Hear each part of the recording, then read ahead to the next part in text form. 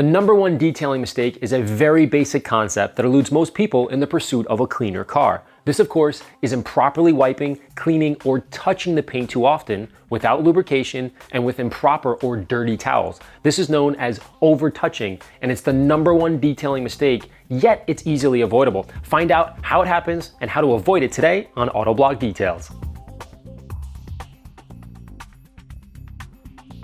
Let's start at the very beginning.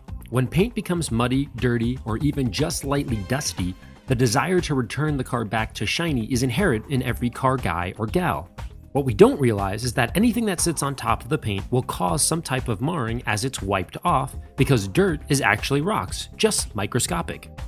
This is what a dirty car looks like under magnification. These jagged particles tumble and roll across soft paint and leave lines known as love marks or spider webs.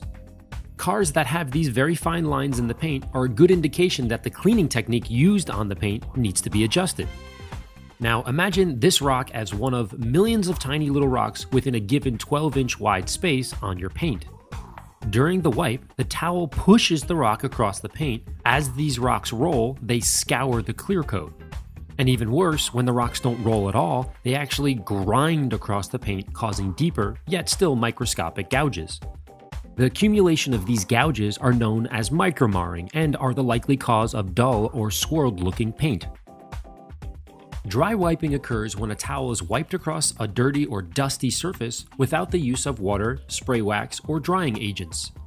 In fact, the most common form of dry wiping is without a towel at all. We've all seen it, the dreaded hand wipe. Hand wiping down the side of the car is just as destructive as a terry towel, and in some cases even worse. Car shows are notorious for this type of innocent yet wildly annoying scratching. To avoid dry wiping, simply introduce a lubricant. Water from a hose, spray wax, and drying aids help encapsulate, lift, and encourage contaminants to glide off the paint, leaving less opportunity for potential marring. Paper towels, beach towels, and terry towels are not to be used on the vehicle's paint. Their material is designed to absorb, but not necessarily pick up any contaminants it may encounter during the wipe. Microfiber towels have largely solved this problem, as they are absorbent and designed to suspend particles away from the surface of the paint during the wipe. However, just because it's microfiber doesn't mean it won't scratch the surface. It must be clean to be safe. Dirty or full microfiber towels do not allow enough space for the new particles to be absorbed because the fibers are already full of debris.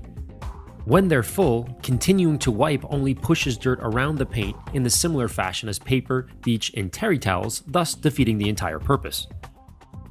The number one cause of detailing mistakes really boils down to a lack of patience. Much like any worthy cause, patience and persistence is the key to success, and maintaining your paint is no different. If your car is dusty or dirty, yet you have no access to a hose or a spray wax handy, waiting until you get home is a virtue few car guys possess. We must continually wipe, continually touch, and continually fuss with the paint, and although satisfying as it is in the moment, the long-term consequences are fine lines, swirl marks, and what I call love marks. Don't overlove your car and your paint will shine for you in return.